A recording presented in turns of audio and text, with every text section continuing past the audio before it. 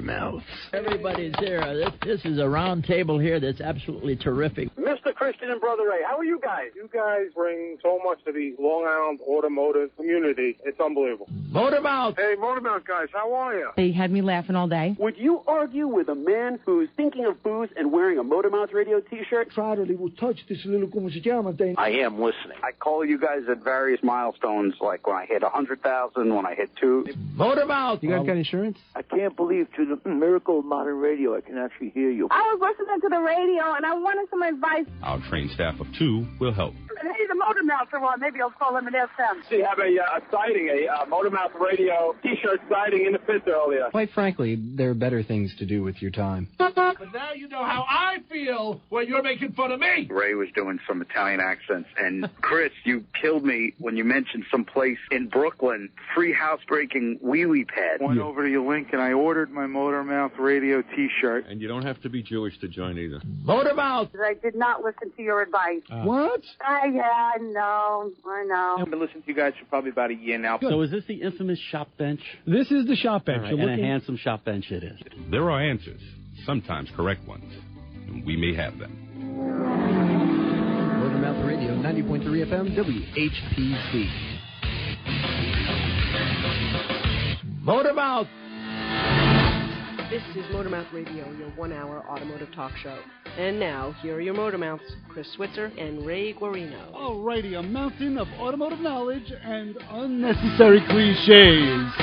It's Motormouth Radio, your one-hour automotive talk show, right here on Long Island. I'm Chris Switzer. And of course, here's a man who flatly refuses to answer Sean Penn's questions on which vehicle is best to drive in a Mexican jungle.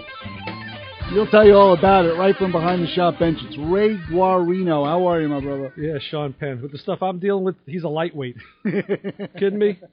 So what? Drug lords, whatever. Dealt with them already. Yeah. Mexican starlets. What do you want? Drug lords, biker gangs, militants. You want to go through my address book? You'll find pretty much all of them. Probably went through your backyard. Some of them have in the past, yes. And can I leave this here? No. Keep walking, Pablo. It still has something hanging off the back of it. No, you can't.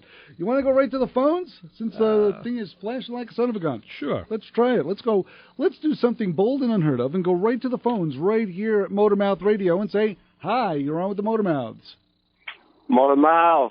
It's Mike from the AutoZine. How are you guys? Hey! Hey, Mike, how are you? What's up, Mike? How are you? Good. What's going on?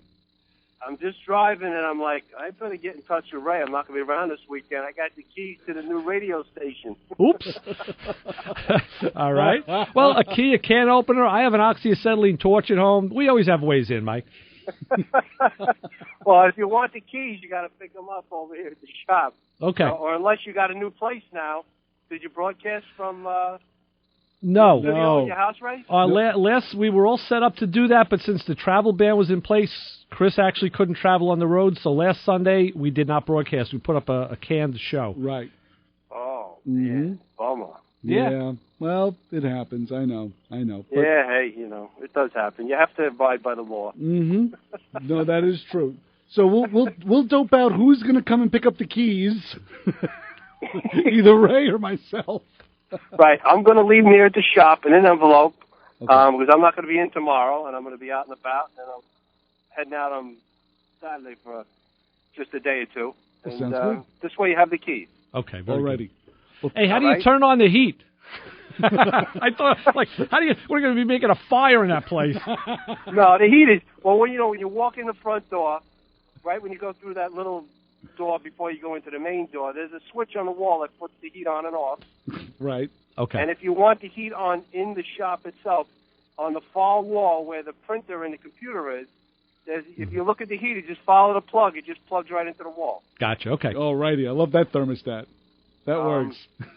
Yeah, everything else is in place. I vacuum there for you, so it's nice. Ooh. Yeah, you know how we like it nice and clean. That's it. I vacuumed it. The big TV's hooked up now, so if it's still playing, you can sit there and watch the big TV. Oh, I want cartoons. We'll have a jock lounge. Maybe you'll move in. It'll be your new man cave. There you go. Well, I wouldn't mind living near some GTOs and a couple of the other cars that are in the AutoZeum, the Batmobile, the Monkey-mobile. That's going to be the ultimate man cave, Mike. It is. That's it. It's definitely a good place to enjoy. You betcha. Well, thank you so much. No problem. I don't want to take too much time, and you guys have a great show today, and I'll see you next week probably. You got it. Okay, Mike. I'll see you before that. Thanks. We'll talk to you then. Thanks. Bye-bye. Well, it's good we got some business done right here on the show.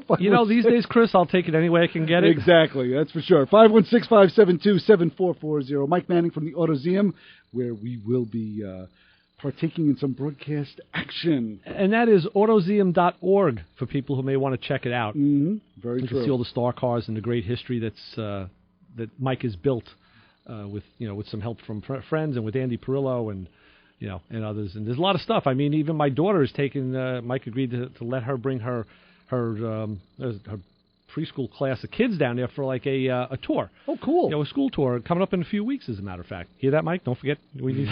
It's like the 20th. That's in February. We'll be okay. Long Island's very own teaching museum. And, and a darn good one. Let's go back to the phones. Back to the fun. How you on with the Motormouths? Hey, it's Kevin from Massapequa. Hey, what's up, brother? How are you? All right. I was watching History Channel, and they were showing Jesse James Blacksmith. Oh yeah, good show. All right, and he was putting he had gotten a Drake motor. He found it, and he was going to put it on a bike. Drake motorcycle motor, yeah. Now I know they used it. He said they used it in sprint cars, and they used to burn alcohol. Mm-hmm. That's right. Now, is there a reason why? Was it during the war that they couldn't get gas that they used alcohol? That's a good question. I think that Drake was used pre-World War II days. I think that's how early it goes back, if I remember correctly. And I'm not a historian on this stuff. If it was a car, Chris would know. But it's a motorcycle, so... I think that it was just... Maybe it was easier to come up with the fuel. I know it's more combustible than gasoline. I guess maybe that's why they're not... they don't normally drive around alcohol-burning vehicles. No, and you do need a lot more air. There's alcohol dragster classes now that are out there. We have friends that have alcohol race cars. And, you need a lot more air, bigger jets, the whole deal. Of course, you can't just pull up to a pump and fill up. You have to buy the fuel or make it, whatever you're going to do. Right. So I don't know. I don't know the history of the fuel from back then, Kevin. I know it goes back a long time. That Drake engine was not considered modern. Okay, because Jesse was, he's haunting the guy's wife, to get the motor out of her, and for 10 years she kept hanging up on him and stuff. And he said, it burned alcohol. It was a big torque. It had a lot of torque for the engine and this and that. He had refabricated all the parts, but you didn't see the bike. You didn't see the bike run. I heard he had the same problem with Sandra Bullock for a while. Well, it seemed to be more like I get the I didn't want to cut you off. It would have been funnier if I did, but I figured to let you go. No, because it seemed it was almost like a fluff piece for him because I got divorced. I don't want to be walking around and him driving around with his friends. It's like I want to get the bike started. That's what I'm watching the show for. Yeah. Mm-hmm. So. No, I think the show was more about the blacksmithing end of it. He actually went to Germany, if I remember, or Austria, and he took tutelage under a Jewish guy that was teaching him. Yeah. Bang, bang, power hammer. I mean, old school stuff. And then Jesse bought equipment like that. Yeah, it was a phenomenal show. I recommend anybody watch it. It's now they're rerunning it, obviously. Mm-hmm. Yeah, he walks the walk. He definitely does. He doesn't just say, "Hey, I want to blacksmith stuff," and then they show him with a hammer, and then he's going and buying things. No, he'll buy the machine to make the right, and the forge and the whole bit. Right, and then he up and moved. They named the street after West Coast Cycles, and he got up and moved everything to Texas. Austin, Texas. Yeah, he's down in Austin now. Yeah. Well, yeah.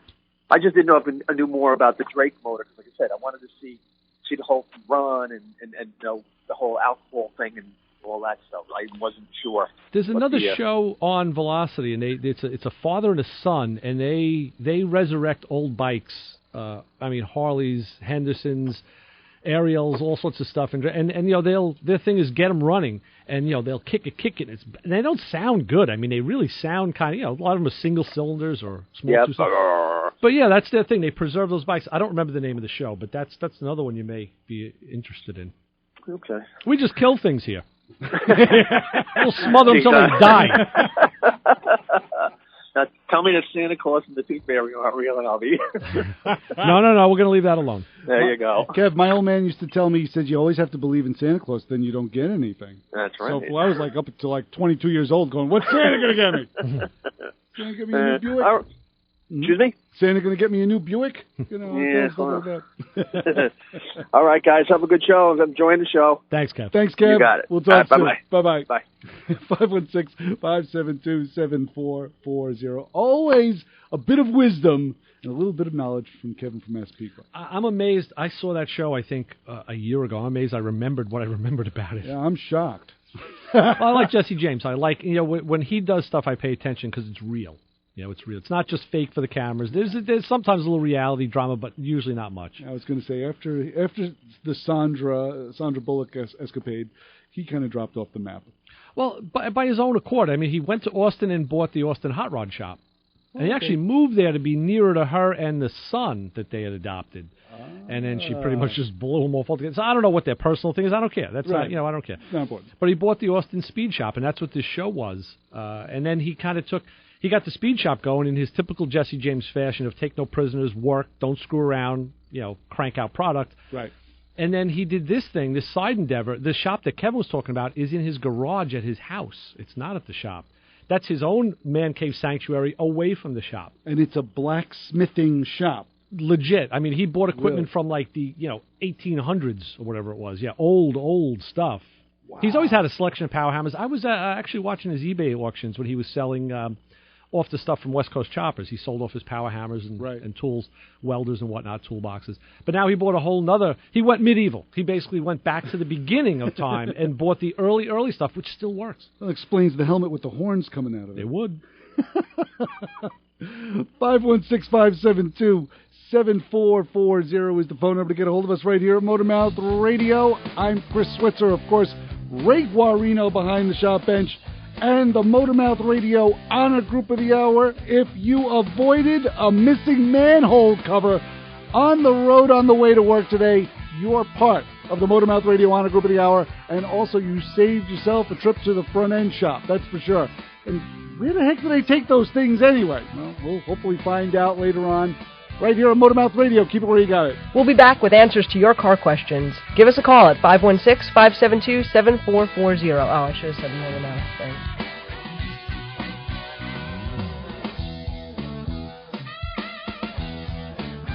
WHPC 90.3, the radio voice of Nassau Community College, is looking for individuals, businesses, charities, or organizations in our local and global community that would like to donate to support our radio station. Whether you listen locally or online, here is how it works. Go to our webpage at ncc.edu/WHPC and click Donate Now. Or if you prefer, you can send a check to WHPC Radio, 1 Education Drive, Garden City, New York, 11530. Make check payable to the NCC Foundation. In the memo of your check, write WHPC Donate Now. Any contributions will help defray our operating costs, and it's tax deductible. This message was brought to you by the radio voice of Nassau Community College, streaming online at ncc.edu/WHPC. Got a car question? Give the Motormouths a call at 516-572-7440. All right, welcome back to Motormouth Radio. We're taking those calls. 516-572-7440. Ray Guarino behind the shop bench. I'm Chris Switzer, manning the board and making sure everything is all switched and flipped and done in a nice, tied up in a nice little bow. And all that flip those eggs again, please, because yes. they're just about ready, and I'm getting hungry. Scrambling. Thank you. 516-572-7440. So how was the week? Snowy. It was disastrous. Yeah, what, did you do anything? Yeah, other than shovel yourself out? Moved a lot of snow. This was a torrential week for me as well. Yeah, it was terrible. I mean, it was bad. And I've come to realize that I tried to shovel 2 driveways with 1 shovel and was able to complete the task without hurting my back. So last night I went and got into the Pathfinder and hurt my back. Yeah. I was like, holy mother God. It's like getting in the car. You just get in, just slide in like you do every time. And ow. That was it. We always share our maladies on this show. last night, and I've been very careful too. I did not hurt my back shoveling or using the snow blowers, even though they were kicking my ass. They were hard to use, but I guess I did something right. But last night I got up from my chair and went to the kitchen to get a nice cup of ice cream. And as I was standing there by the counter doing this, I turned to say something to my wife, and literally my leg just buckled. I almost broke my jaw on the countertop, the granite countertop. And she's like, "Oh, what was?" I'm like, "Don't worry, just a slight glitch." That's what happens. Like a nerve doesn't fire or fires the wrong way, and you go, whoop. You don't even get to think about it because it happens so fast. Yeah, and you're just down. I'm right, and I'm sitting in the car just like you say, and I'm just sitting there going, "Oh, now it's got to happen." Well, better now than when you were needed. Well, here's what I wanted to do. I wanted to go outside and wash the Pathfinder. Oh yeah. Now here's the reason why. Because I have to. Because you like an ice skating rink in your driveway. No, because I want to get the car in to have the front end aligned. Yeah. And I am such a stickler when it comes down to make sure the car is just clean. Okay. It doesn't have to be perfect, but get the road salt off it. Yeah. And this thing was covered. It was completely. You couldn't even tell what color it is. It was basically white. gray. Yeah. So I said, you know what? Let me go out there and do it. And, of course, by the time I got home and all the distractions that go along with walking in the door, I didn't get outside until somewhere around 8:30 at night. When it was about 25 degrees. No, it wasn't that bad. Oh, good. It wasn't that bad. I had a shovel lying on the ground with it was filled with water, so that was my gauge. Okay. That was basically my interesting my temperature gauge. When that started to kind of like ice over, then I knew it was time to go in. What is the wine bottle by the garage gauge? Because that sits there. I know it's some kind of a gauge, and I don't really know. That wine bottle has been there for 20 years. Yeah. And I just recently got rid of it. Oh, it's gone. Oh no, the wine bottle is gone. There was a wine bottle in my garage sitting on the shelf. It has moved around my garage a couple of times. It went from the floor to the shelf, and it was just there. I saw it outside the garage. It probably was outside the garage. Yeah, it was outside for a certain amount of time too. You know, I talked about this last year. This is the one time of the year. Well, actually, in a few months, I will go to a car wash. I'll take the cars to have them done professionally. A legit car wash. Yeah, because when you're washing the car with the grit that's on it, you can do more damage than good. Why is that? Because you take that salt and you could rub it into the paint unless you really get a good rinse. Yeah. So I have a car wash, across the street from it. It's like right up the block. So, and the guy is Sylvester, great guy. Actually, he came in. We had him plowing our block on I think it was Sunday or Monday. We had Sylvester over there plowing, so because he has no, and that's what I told my neighbor. I said that he's got this old Jeep Cherokee, well the big stretch, the long ones, and the exhaust is compromised, so you hear but he's got a plow on it. What was that? That was actually so I said to my neighbor, I said, this is why guys keep their old Jeeps and Cherokees and vehicles like that. I said, so they can plow in the sun. Every gas station always had an old Jeep, a World War II Jeep in it. Sure. And that's why they keep it in. And this thing was a workhorse, man. It really did. It didn't have to even rev, judging by the way it runs. Well, no, because of the wetness of the snow, he was taking some running, flying starts and, blasting the snow because it was heavy, very, very heavy. It was. So we had Sylvester to help us. Very cool. So did you get the car washed? No, not yet. Oh, you haven't? No, not yet. Because now as it's melting, it's just going to... And I hate that because you wash the car, it looks great. And, you try, I flinch out of people's way as I'm driving because I don't want them splashing on me because it's going to get... I'll wait. Well, the way I look at it is just to keep it clean, I don't have to keep it perfect. Yeah. It just has to be clean. And I do pretty much alleviate that situation with grounding in the salt and the grime on your finish. What I try and do is I walk out with a bucket. Just put the bucket down. It's filled with warm water, warm soapy water, and I soak a rag liberally and throw it right onto the roof and start from the roof and work my way down. Right. So I let the runoff, and I never let that rag get damp. I always keep it saturated. Okay. Always in the buckets, always kept saturated.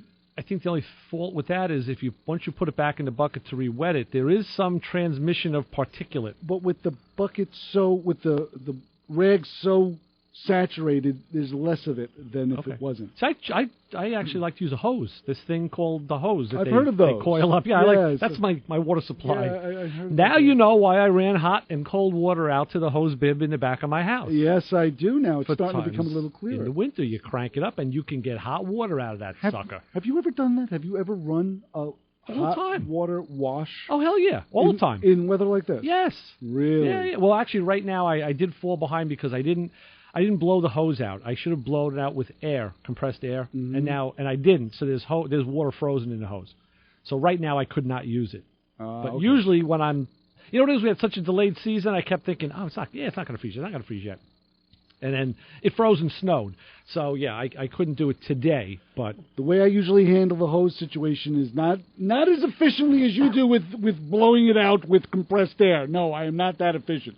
But what I do is I roll the hose out completely from the roller. I shut it off from the house. Mm-hmm. I go over to the spigot. I open it up. Mm-hmm. Now there's water in the hose, right? Mm-hmm. Open it up. Right. You get that last spurt out of the hose. Yeah. Then I just start rolling it up with the hose spigot open. That helps. So gravity is my friend at that point. If you remember, years ago we had Mikey T on the show. I talked about how the hose in the front of the house froze, and I stretched it out on the lawn and took my Burns-O-Matic torch and started heating the hose, and you could hear it crack, crack, and every once in a while you get a blast of ice, and that's how I cleared the hose at that time. And then you went and replaced it when? Oh, I didn't burn it through. I didn't. You see the hose blistering, I go, okay, pull back, move to another spot. It doesn't heal itself. No, it doesn't. 516-572-7440 is the phone number. Hey, how about we stretch the wrinkles out of your brain? I have three vehicles here that really seemingly have nothing in common, but they do have something in common. All righty. A 2009 Ford F-250. Right. Okay, so it's a big pick-me-up truck. Got it. A 2007 Cadillac DTS. Not Eldorado, but a DTS. Okay. I see your brow furrowing. Yeah. And a 1980 Pontiac Bonneville. Now, they all have something. I'm going to tell you what they have in common. Wow. They were all available with Hydro Boost. Hydro Boost. So the question is, what is Hydro Boost?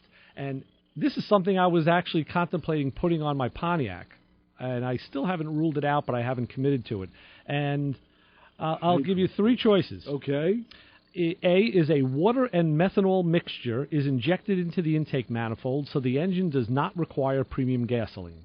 Hence raising the octane. The Hydro Boost reservoir typically needs to be filled every 6,000 miles or 10,000 kilometers. Right. B, it's the power brake booster is hydraulic rather than vacuum assisted. The hydraulic fluid and pressure typically comes from the power steering system. Or C, the engine's turbocharger system includes an air-to-water intercooler to increase air density, hence causing Hydro Boost. So which one of those is a Hydro Boost? Let's think. Actually, I could add to the list. I know that a lot of vehicles have, but actually Astrovans had could come with Hydro Boost. All righty. Well, what we're going to do is we're going to take a quick break, and we're going to come back, and we're going to diagnose and see if we can figure out what the answer is. What did you say? A 2009 F-250, yeah. 2007 Caddy DTS, yes. And 1980 Pontiac Bonneville. 80 Pontiac Bonneville, all were available with Hydro Boost. Yeah. All righty, we're going to figure this out, but first we're going to take a quick break right here at Motormouth Radio, plus your calls. 516-572-7440.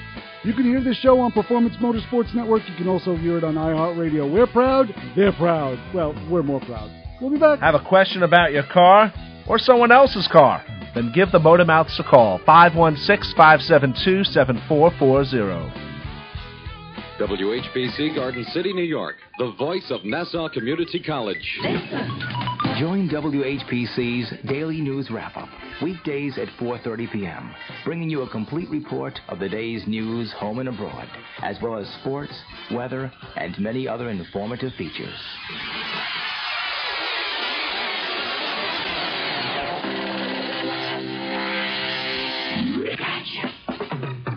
We're Long Island's FM alternative. Let the Motormouths help you with all of your car questions at 516-572-7440. All righty, we're back. We're ready to rock and roll. 516-572-7440. Ray Guarino behind the shop bench. I'm Chris Switzer. This is Motormouth Radio. We're trying to deduce what is Hydro Boost and why it was offered on three pretty much unrelated vehicles, an 80 Pontiac Bonneville, an 07 DTS Caddy, and a Ford F-250 09. Correct. Well, I'm thinking it's not really fuel, right? It's not some sort of fuel situation, because that would play more of the boost part. Yeah, it's the all three of them are not performance type of vehicles that would benefit Well, those F-250s could be used as work trucks, and you'd need a high level of performance. We've talked about high performance versus, heavy duty versus things like that. Maybe, but the Caddy and certainly the Pontiac now we're out on the 80 Bonneville was actually a nice car in its day. Bigger platform. Well, it was a thinly disguised Chevy Caprice, I think, in 1980. Yeah. Wasn't really. That's a bigger car. Mm-hmm. I'm watching Let's Make a Deal last night where one of the cars they gave as a prize was the new mid-size 74 Satellite Sebring. I'm like, mid-size? Thing is a behemoth. Whoa! Yeah, well, then it was. Right. So you're watching 1974 when a Cadillac Brougham was probably what? A nice car to have. Probably 30 feet long. Yeah. Well, Joe knows the answers because, of course, I know Joe knows the answers. Joe will know it. Yes, thank you, Joe. But let's see. Let's deduce this one more time. What was the second thing? Was the fuel? Was the first thing that I thought was? Yeah, that was it would inject methanol mixed into the intake manifolds, and people have been doing that for years. And back in the 70s, we had a thing called water injection that was typically sold. Okay. Methanol is mixed in gas. All right, I'm going to say no to that. It's just to the fact that I don't think we were that advanced just back in 1980. The car companies were that advanced in 1980 to do something like that. So the Bonneville definitely explodes that out of the water. What was the second thing you said? A power brake booster is hydraulic rather than vacuum assisted. And the third? And the hydraulic fluid and pressure typically comes from the power steering system. Okay, and the third thing was? Third one was the engine's turbocharger. Includes an air-to-water intercooler to increase air density. I'm gonna probably say no to that because they did like cars like the Thunderbird. What was the Super Coupe? Was the first car that I knew to count with an air-to-air intercooler.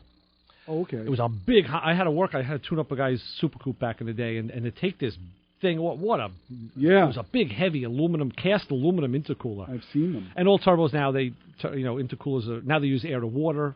So I'm kind of shying away from that. Okay. Don't really. Maybe the caller knows. Yes. Let's go to the phones and go to the fun. Say hi around with the Motor Mouths. Who is your favorite call-in? Bob from Rockville Center. George Clooney. All right. Thank you. Got to go. Although one of the questions I was going to ask you is if you had $200,000 to spend on a car, would it be a replica of the 1966 Batmobile? I would say no. You know what? I kind of agree with you.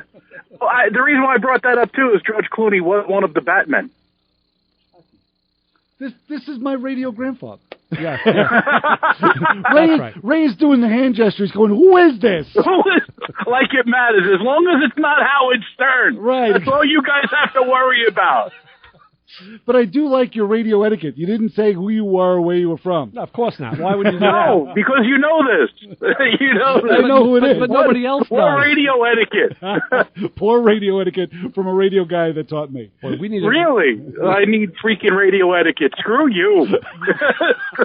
We need a phone answerer. You need a call screener. We need a screener. That's what I meant. Good. I'm retired. Can I work for you? We'll pay you just what we make. Yeah, exactly. I'll take it. Close your eyes. Tell me what you see. Nothing? There you go. I'll take it. Do you have a Keurig? No, actually, they don't. Oh, you cheap. Tony is our call screener. That would be a lot of fun. That would be great. Yeah. So the reason why I wouldn't $200,000 for a replica of a Batmobile? Why? Well, there's a guy that builds them. Yeah. There's a guy. I don't know where he is, but there's a guy that has the molds of the '66 Batmobile, and it takes him about 7 months. I think that's the guy in New Jersey you're talking about, Tony. I'm not sure his location at all. To give you some back history, back in the day, we actually have worked with one of the guys who worked with George Barris on that car, and there were some molds that were appropriated way back when in the 60s and stashed away for quite a long time. Right. Okay. And then a couple of these guys came back, and it was always the kind of thing. It's like, okay, you stole the Hope Diamond, you got away with it, no one caught you, but you can't wear it, you can't bring it out. What are you going to do with it? Because it's so obvious what it is. So the same thing with the Batmobile. And when they first started bringing them out, of course, Warner Brothers jumps all over it for copyright infringement. George Barris was jumping on people, and now I think maybe they're thinking because after now George passed, they're going to get away with it. But there's still people out there watching to see. No, what I heard about this is they got approval. You gotta look this up. I mean, there's a lot of falsehoods on the internet too, but there's this company out there that for X amount of dollars, and there is a range between, let's say, 200 and 300,000, and in the higher range you get the higher performance package. But the base package, all the internals, all the buttons are all supposed to be, correct, and they use, I forget what they use to light the backup with. I think they have some kind of propane system. You know what it comes down to? It comes down to those little details, like you said. Chris and I did some videos in car number 6, Batmobile, that's over at the Automuseum at automuseum.org. And I remember asking the guy, Andy, who was part of, George Barris's guy, hey, how did they make this thing? And he said, yeah, that came off my dining room cabinet. Right. Mm-hmm. So that stuff is irreplaceable. I mean, it's a one-off deal, literally. Yeah. So if guys are coming... on Staten Island, there's, I don't know the guy's last name, but his first name is Lambros. He has a sound shop over, and I'm not giving him kudos here or anything. I'm just telling you that I know him. He's actually he was practically related to George Barris, and he did car shows in the front of his audio place. Mm-hmm. And I met Mr. Barris, just like you guys did, but unlike you guys who probably were able to talk shop to him, it was like I was meeting the Marilyn Monroe of car builders. And all I could possibly say to him was, and all I could say is thank you. That's what we said. Yeah, we said it too. It was like, thank you for building the Monstermobile. Thank you for building the Batmobile. As a matter of fact, Lambros has a real kit car. As one of the real kits. Mm-hmm. There were 4 out there. The Knight Rider, you're saying? The Firebird. Yes. Okay. Yeah. Cool. Interesting. Yeah, he's got some juice, apparently. Yeah, sure does. And I don't know about you guys, but I definitely shed a couple of tears when Mr. Barris passed. Of course, yeah. Yeah, I mean, he was integral with us as well. He was a semi-regular here at the show. I mean, the guy was... Oh, he was? Oh, yeah. He's been on the show. Do you have any of those shows on tape? Sure do. Well, you can go right to motormouthradio.com, Tone. It's all there. One of his videos, we have a tribute to George Barris with the first time he was in the studio with us. Oh, yeah. Oh, that's phenomenal. Yeah. But one thing, you put something on Facebook earlier about digging yourselves out of the snow. Right. I am proud to say I did not dig myself out of the snow.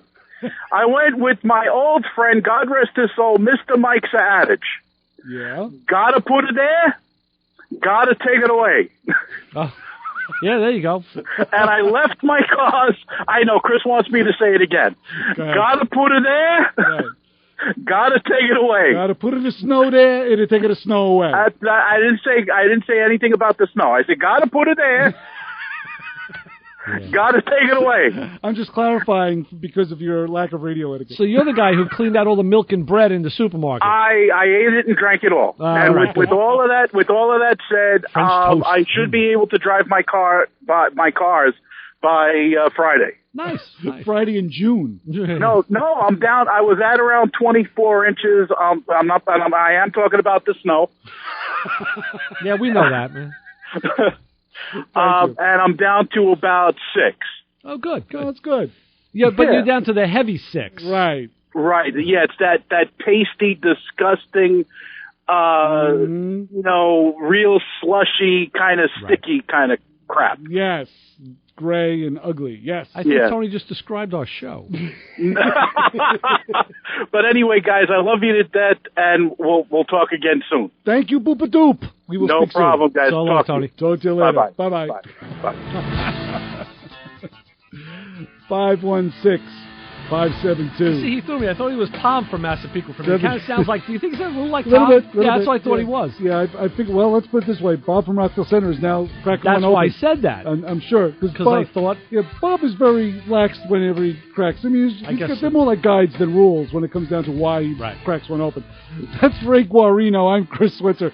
This is Motormouth Radio, and we're going to be coming right back. We're going to find the answer to Ray's question, what is the Hydro Boost that was available on an 80 Pontiac Bonneville? a 2007 Caddy DTS, and a 2009 Ford F-250 pickup truck. When we come back, keep it where you got it. The Motormouths will be right back with your car questions. Give us a call at 516-572-7440. Quite frankly, there are better things to do with your time. Motormouth Radio on 90.3 FM WHPC. This is Glenn DeMilt. Join me every Tuesday and Saturday afternoon at 5 for 2 big hours of music and memories with the chairman of the board. It's Frank Sinatra on Sinatra's Serenade. Each week we'll take you on a musical journey through the career of this entertainment icon. It's all about old Blue Eyes. So listen to Sinatra's Serenade on WHPC 90.3, the radio voice of Nassau Community College. Streaming online at ncc.edu/WHPC. Excuse me. Motormouth Radio. Ooh, yes, welcome back to Motormouth Radio. We are taking those calls. 516-572-7440. Ray Guarino, I'm Chris Switzer, and of course, trying to dope out. Okay, we've taken away, at least I've taken away the turbo issue and the fuel issue. So that leaves that leaves you with the brake. The brake issue. I think that's probably it. And that is what it is. Ah. Hydro Boost, if you look at these cars, where the brake booster would be, there's the Hydro Boost unit, and then the master cylinder. And what it does is it takes its, I had my Audi, I know you love this car, the Audi 5000 I had a very similar system in that there was a hydraulic pump on the engine, and that pump ran the brake boost, and it ran they didn't call it a Hydro Boost though, and it ran the power steering. So if your brakes failed, don't even bother trying to steer this thing. That's right. And my friend the friend I work with that has the Silverado truck, he had a truck full of stuff. He was loaded down. I think it was on a BQE somewhere, and he felt a mushy brake pedal, and then he lost his steering, and didn't put the two together until and it was his Hydro Boost that went out. Oh wow! So yeah, when you lose one, you lose the other, which isn't always so great. But what they do is now it doesn't use engine vacuum; it uses the power steering. It's driven off the engine, but it doesn't steal vacuum for a signal. Right. For that unit. And is this a benefit in any way? Well, it's a kind of like a space saver. I don't know. A lot of guys have been using. If you go to a cruise night, when I go to Belmore, a lot of guys have been retrofitting them onto their muscle cars. And again, if you had an engine with a big camshaft, like with a lot of overlap, what happens is you don't have a good vacuum signal at idle. No. And you need a decent vacuum signal to run a regular power booster, especially the big 12-inch one. And that's because the engine is idling so slowly, I'm assuming. Right? Well, not it's idling slowly. It's the profile of the camshaft. It's something called overlap. It's the amount of time in degrees that the intake and exhaust valves are open at the same time. And the aggressive cams, the overlap will increase. And that's also why you get that nice rumper-to-rumper sound from the cam. Okay. The problem is that doesn't play well with a vacuum option like a power booster. So guys would run, like you'd see typically an aluminum Moroso can screwed somewhere under the hood. That was a vacuum reservoir for the power brakes. Oh, now, of course, if you're in manual brakes, you didn't have to worry about that. Right. Guys like me who did that. But the Hydro Boost now gives you a power brake pedal without taking vacuum from the engine. So it's just using the pump that's spun off the engine. If you have power steering, you're using it anyway. Now, obviously, in a race car, where you would have typically a cam like that, you wouldn't have power brakes and you wouldn't have power steering, you wouldn't care because your idea was to go, just straight line acceleration. But now this lets you adapt it to the street. So that's what it is. You'll see it next time we're out at the show. I'll point it out to you. I'll show you the Hydro Boost. I'm just wondering if that pump is going to rob any horsepower from the engine. Well, it is driven off the engine, so yeah, of course it will, because it's being like any other thing that's driven off the engine. It does consume horsepower. Right. But again, it was they felt that to not use the vacuum source, they did it. It was just another way of doing the same thing. It was just another way around it. And they did it. General Motors did it in 1980 with a Pontiac Bonneville. I didn't realize they did. I wasn't aware of that. But that's what threw me. Yeah, that's what was throwing me there. Was the Bonneville in 1980? The earliest car I knew that I saw was the Astrovan, and that was in the mid to late 80s. And I've seen under the hood of some of the. They actually mounted it in the back. They didn't have to. Yeah. Oh, wow. Yeah. I've seen under the hood of some of those DTS caddies, and there's no power booster per se. That's why. Let's go to the phones, to the fun. Hi, you're on with the Motormouths. Oh, I got a bone to pick with you guys. Yes? I am nowhere near as crazy as that last caller. That's not fair, guys. No, but that's not what he asked. That's right, exactly. That's exactly it. It's not, we're not comparing the calls. We're comparing what happens when someone calls here, what you do. Yeah, you see, I thought that was Tom from Massapequa, Yes. who is your biggest fan. Right. I am his biggest fan because you know why? Well, that's why I said that's why I dropped your name. Why, Bob? Why? Because I get to open the cans. Right. So that's what we said. Okay. But you know what then? I feel a little bit better right now. Okay, good. See, we feel better. Right. Now we all feel better. We all deserve a group hug. Kumbaya. Right. But here's the reason why. Because we know when you break open a can, it's more like a guide than a rule. So someone who sounds similar to Tom from Massapequa. Like my radio grandfather who we just spoke to. I usually don't get thrown by the caller. I usually get the caller's voices, and this time he does kind of sound like Tom to me. Plus, and we were assuming that with the call that sounded similar, you would take credence in it and just break open a can anyway. I'm going to need a couple of days to digest this. Okay. I gotta think through this. Yeah, rest your head. I know. I only got a couple hours sleep last night, so that's why your voice sounds deeper. Yeah, it does. Sounds I'm a little changing tired. the shower head in the one of the bathrooms. So that's going well. Okay. That's how I'm starting my day. All right. Well, all right. So you know what? I thank you. Okay, you're welcome, Bob. we thank you as well. So long. Bye-bye. Hey, you know what I found, Chris, when I was... I love this show. Yeah. 516-572-7440. Yeah. I wanted to follow up on a thing I talked about last week, I guess it was last week, when I brought in the oil filter with the listing on the package. Yes, I was very pleased to see that. And the leaf filter I had said that it had the Feridium Anode in it, the fight corrosion. The chrysanthemum nasal anode. I started looking that up, and all I could derive from it is that was Lee's tagline. I found ads. This one goes back to 1960. I found a lot of ads from like Popular Mechanics. I can't even read this. I know. Well, it was a picture from the magazine. I think they may have even made up the term because a Google search didn't turn up anything other than old Lee ads. That was it. From the 50s and the 60s, and that was their thing. That that Feridium Anode was their thing. So yeah. I held this up to the camera. We were on blonlive.tv/motormouthradio. Got to hold it up again. That was their tagline. So that's what that was. Lee, I think, invented that for their own purposes in advertising. Feridium Anode. Yeah. Yes. I don't know what the heck that was. Well, like I said, I want to find out what it was. I know what ferrite is. I know what ferrous stuff is, but I thought I'd find some scientific explanation, and I did not. So I think some slick engineer at Lee came up with this term that wasn't necessarily true, but not necessarily false, and that was their selling point. Okay, between the both of us, let's break this apart. Okay. All right? Feridium. Ferrous, right? It would be some Well, that's sort what of... I thought. Ferrous means it's magnetic. Okay. The ferrous metal is magnetic. And an anode is something that... Isn't an anode that something that gives of itself, like like a zinc anode will absolve itself. So basically, there are self-sacrificing magnets within the Lee. Yeah, rust particles that give up in the Lee filter, I guess. Yeah.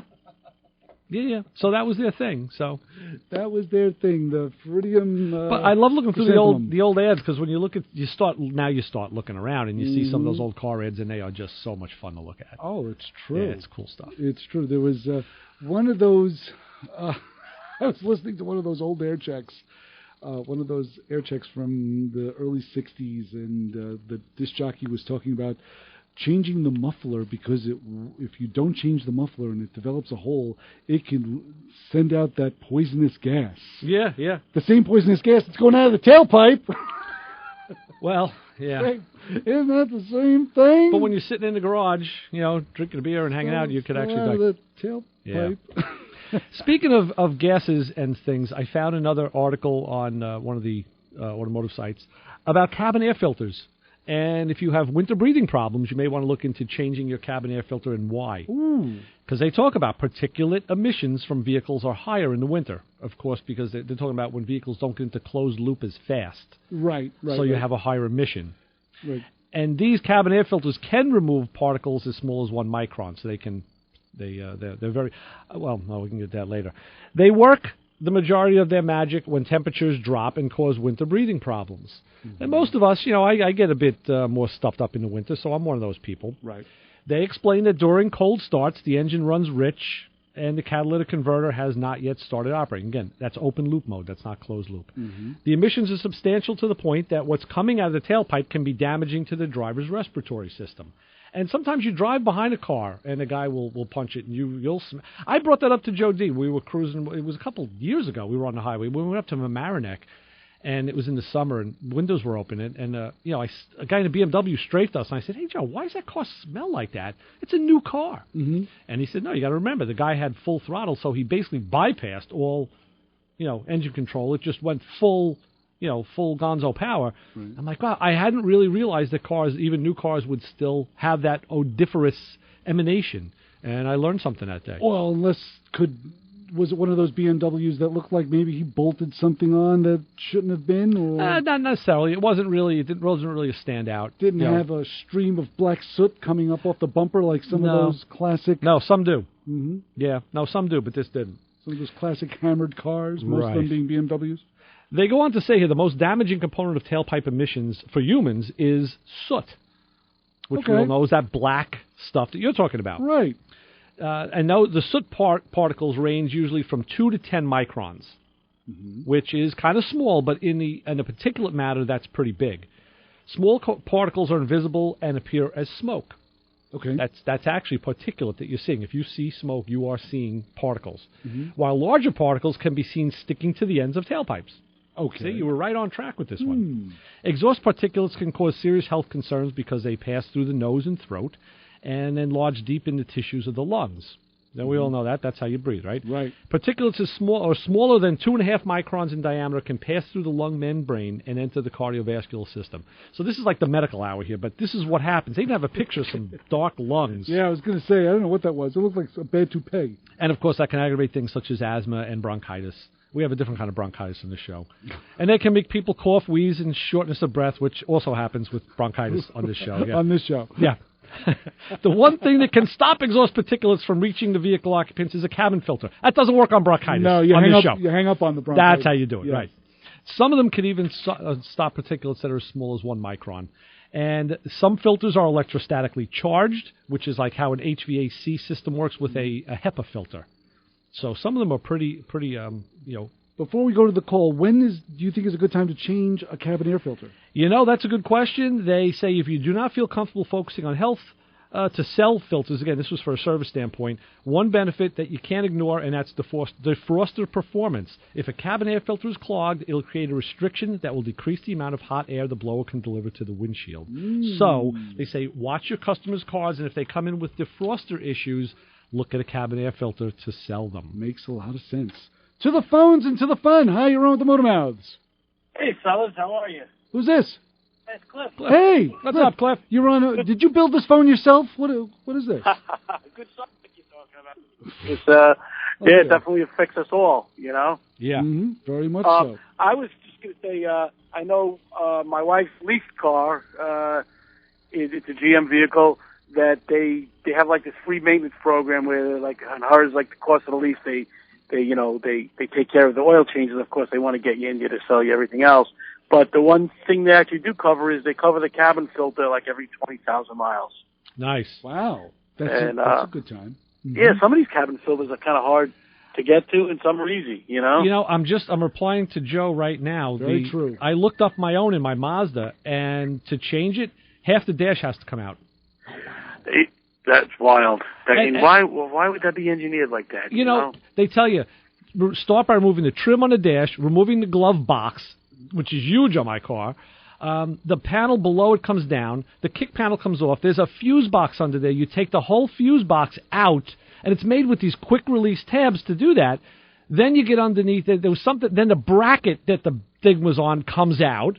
Then you see the duct work. You can see the AC hoses going in, and you take that door off, and there's one filter comes out, the other one drops down, and that comes out. Wow! It looked like a half-a-day job. I could see guys that can't do it themselves. You're going into a shop and for the $20 filter, but you're paying $100 labor to have it put in. They should. It's freaking engineers. If they would have made it so that it was like open maybe an access panel or take a panel off, then take a cover off and take the filter out. If it was that easy, either under hood or under the car, they should have.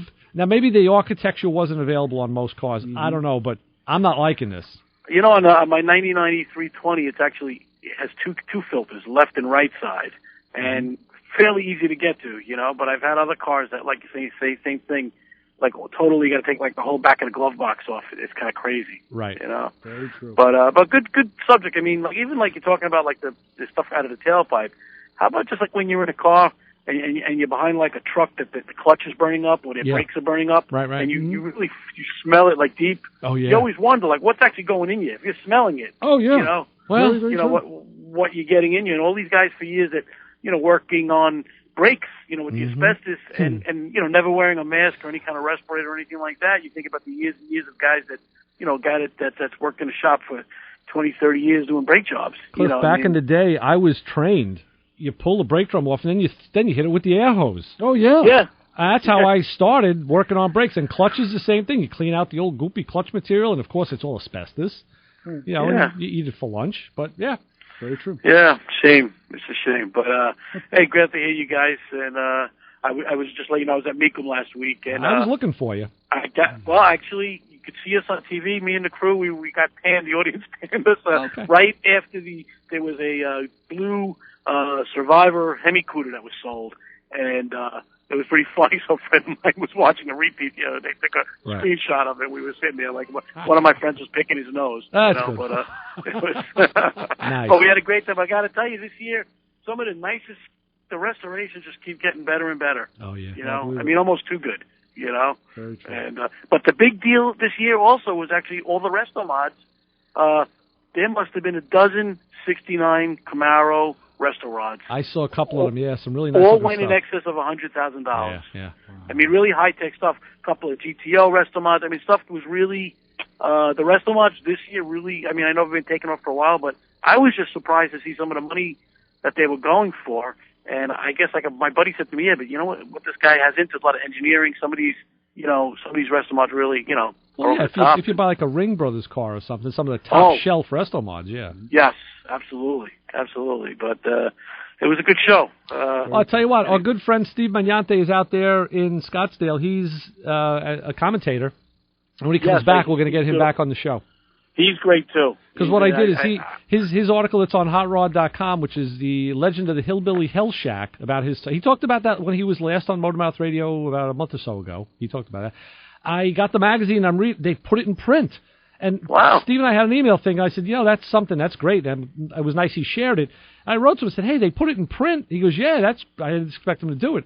So I asked him, I said, listen, I got to do my geeky fan thing. I said, can I send you the magazine and have you sign it?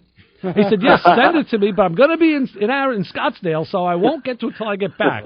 So when he gets back, we're going to reestablish and we'll get him back as a guest. Doesn't he have a gasser? I think like a Nova. He sold the Nova. Gasser? That was I keep thinking Glendale. That was the Wiltshire Shaker. Yeah, like it was an original car back from the day, right? Yes. He restored pretty cool stuff. He's a nice guy. I was watching a little bit of the Barracks Action through the beginning of the week, and it seems like the beginning of the week, the average guy can get a car, Yeah. Like there was some good deals. And then when it starts coming into the weekend, they call it prime hour, then it's where the millionaires will break out, you know? Right. And, but, anyway, it's just a lot of fun just to go to these places, even if you can't buy anything, just to look around and see the stuff. It's amazing. Well, and thank you for corresponding and letting us know how it all went. See you soon, guys. Take care, Cliff. We'll talk. Bye-bye. Bye-bye. 512-572-7440 is the phone number. And, of course, the Motormouth Radio Honor Group of the Hour. If you avoided a missing manhole cover on the road, consider yourself lucky. And see if you can find where they put those silly things. We don't know. But we'll be back. We're coming back right after this. Hold on. Your car not running right? Let the Motormouths help you out at 516-572-7440. Inspired by Daft Punk, Technologic showcases a wide variety of electronic music, ranging from artists such as Deadmau5 and Armin van Buuren to LCD Sound System, Kraftwerk, and everything in between, offering you a unique blend of music every week, along with concert updates and more. Get in the mix with yours truly, Erica Z, Saturdays and Tuesdays at 11 p.m. only on 90.3 FM WHPC, the radio voice of Nassau Community College. Your car not running right? Let the Motor Mounts help you out at 516-572-7440. Back with a vengeance. 516-572-7440. Sounds like a Steven Seagal movie. Back with a vengeance. Yes. No, it'll be filmed in Brooklyn. So anyway, I totally get the cabin air filter thing. And there's some cars that are very easy to replace the cabin air filter. That was good engineering. My Jeep, you pop the glove box, you undo the tang, let the glove box drop in front of you, let all the crap dump out onto the carpet. You reach, there's a little door, you reach in there, pop the door. That's a good design. Slide the air filter out, toss it away, take the new one, slide it in. That's a great design. It really is. It's beautiful. Done, no problem. I've never heard of anything so intricate as your car. There's others that are just as bad, if not worse. I know that. Like I said, Joe just told me all day gives you 6 hours to change that. And if you think about it, an all data average time to do any repair, that is an individual that probably has done it hundreds of times before, or at least is versed in doing things like that. We're talking about a professional that does this. They don't factor in the fact that you've done it before or done others, just that you're competent enough to do it. It's like anybody coming in can do it, whether it's your first one or you've done 100. They'll give you the 6 hours. Now, if you're good at it and you can do it in 3, you can book 6 hours. That's a whole other conversation. Yeah, I don't think that's probably what they want to do. But let's go to the phones anyway and say, hi, you're on with the Motor Mouths. Hey, Chris. How you doing? Steve here. What's up, Steve? What's up, Steve? What's up, bro? I just want to real fast tell you a video I saw of like an automobile assembly line. What they do is they start with a heater core, and they just build the whole car around it. Yeah, put the cabin air filter in next, then build the rest of the car. I'll see you guys later. All right, Steve. Bye-bye. I don't doubt it. That's for sure. On another note, something Steve would know about. We both have BMW motorcycles with 4-cylinder engines, and it's a flat engine, 4-cylinder, but picture a 4-cylinder in any configuration you want. Stand it up so the pistons are facing north, and if you want, and face it front to back, so that the pistons go along with the front and rear wheel. Right. Okay, picture that. Now take that engine, turn it 90 degrees to the left, so the pistons will be facing your left foot if you're on the bike, and the crankshaft is facing your right. That's how the engine's in my motorcycle, and Steve's on the motorcycle. It's like a boxer engine? No, a boxer engine has 2 cylinders, one opposed, one on each side. But 2 cylinders going... opposite directions, right, opposed. Agreed, I understand that, but we're talking about like a horizontal format? Yes, so a flat. A flat format. Yes. Holy smokes. So that's not to confuse you, we're not talking about the boxer, we're talking about the brick engine, as they called it. Okay. So that's how the engine lays in the bike, and it lays low, good center of gravity, nice and low. But on top of it, they had to put... It was a fuel injection rail, and right on top of it is where they put the air box and some other controls, and then you have the top of the frame, and the gas tank covers the whole thing. To change the air filter on that bike, you have to take half of the damn thing apart. I can show you pictures of when I took my bike apart to put a K&N filter in it, it looked like I was stripping the bike. Body panels everywhere.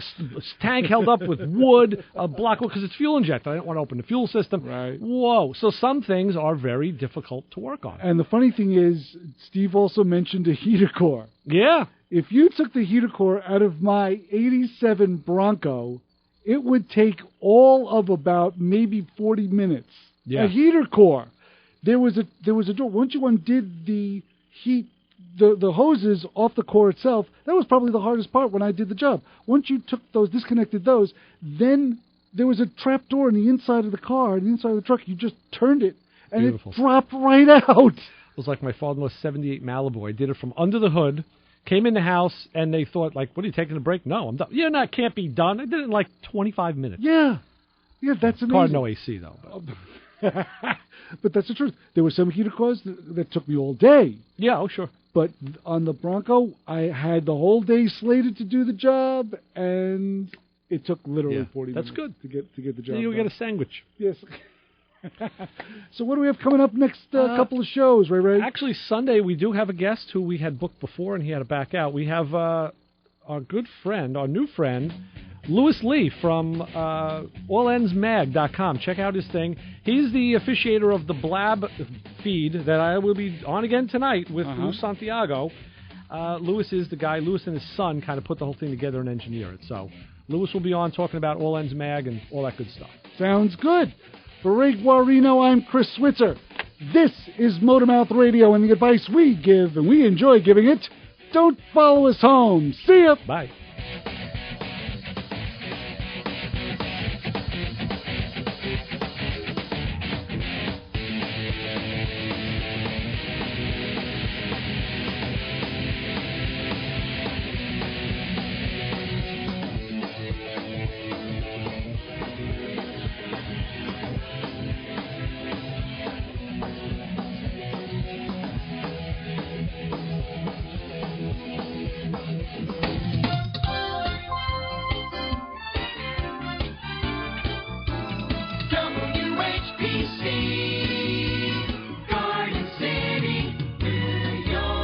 From a town near Oyster Bay, Long Island, comes the show devoted to the music of Long Island's own Billy Joel. This is Piano Man on 90.3 FM